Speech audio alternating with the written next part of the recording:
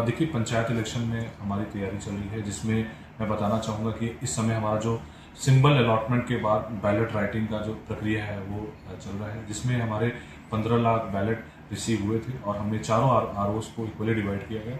और ये जो बैलेट्स होते हैं उसमें कुछ प्रतिशत 10%, 15% के करीब बैलेट एक्स्ट्रा होते हैं। मान लीजिए लिखाई में या कुछ प्रिंटिंग में कोई दिक्कत हो जाए, टाइपिंग में या कुछ फट जाए, तो उसको हम करते हैं। तो ये हमने जो बैलेट राइटिंग की जो प्रक्रिया है वो ऑलमोस्ट कंप्लीट हो चुकी है और 22 और 23 तारीख को इसका जो है प्रोसेस पूरा कंप्लीट हो जाएगा। साथ साथ जो है रिहर्सल की भी जो प्रक्रिया है वो चल रही है, जिसमें हमने हमारे चारों सब डिविजन्स और बीडीओस मिलके हमारे सारे जो टीम मेंबर्स हैं उनको हम ट्रेनिंग दे रहे हैं।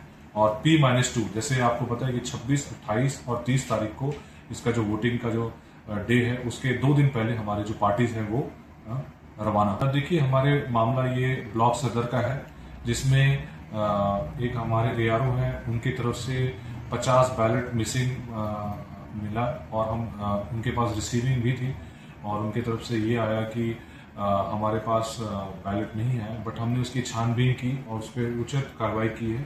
तुरंत हमने एआरओ, जैसे ही पता चला वो एआरओ को हमने ड्यूटी से हटा दिया और तुरंत मुकदमा दर्ज कर दिया है, FIR दर्ज कर दिया है। और साथ साथ हमने सस्पेंशन के लिए भी स्टेट इलेक्शन कमीशन को रिकमेंड कर दिया है।